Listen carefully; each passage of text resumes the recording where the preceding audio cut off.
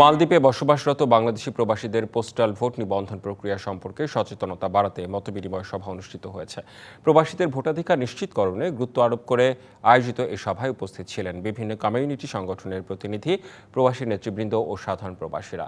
এ সময় অনলাইন নিবন্ধন প্রক্রিয়া, প্রয়োজনীয় কাগজপত্র, সময়সীমা ও আবেদন যাচাই বাছাই সহ সব বিষয়ে বিস্তারিত দিক নির্দেশনা দেওয়া হয়। সভায় প্রবাসীদের বিভিন্ন প্রশ্নের জবাব দেন শ্রম কাউন্সিল মোহাম্মদ সোহেল পারভেজ। অংশগ্রহণকারীরা পোস্টাল ভোটের সুবিধা, চ্যালেঞ্জ এবং প্রবাসীদের সক্রিয় অংশগ্রহণ নিশ্চিত করতে প্রয়োজনীয় সহযোগিতার বিষয়ে মতামত তুলে ধরেন। কোনো জটিলতা দেখা দিলে সংশ্লিষ্ট দপ্তরের পাশাপাশি দূতাবাসের সাথে যোগাযোগের পরামর্শ দেন হাইকমিশনার ডক্টর মোহাম্মদ নাজমুল ইসলাম। এছাড়া মালদ্বীপের আইন নিয়ে সবাইকে সচেতন থাকার আহ্বান জানান তিনি। নিবন্ধন ত্বরান্বিত করতে এই মতবিনিময় সভা ইতিবাচক সাড়া ফেলবে বলে আশাবাদ ব্যক্ত করেন কমিউনিটি নেতারা।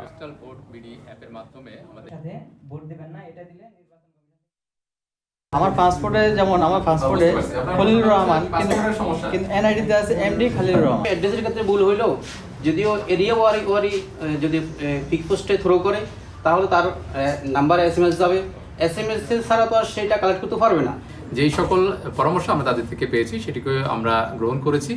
আমরা এই পরামর্শগুলি আমরা নির্বাচন কমিশনে আমরা জানাবো, যাতে করে এই সমস্যাগুলি আমরা সমাধান করতে পারি।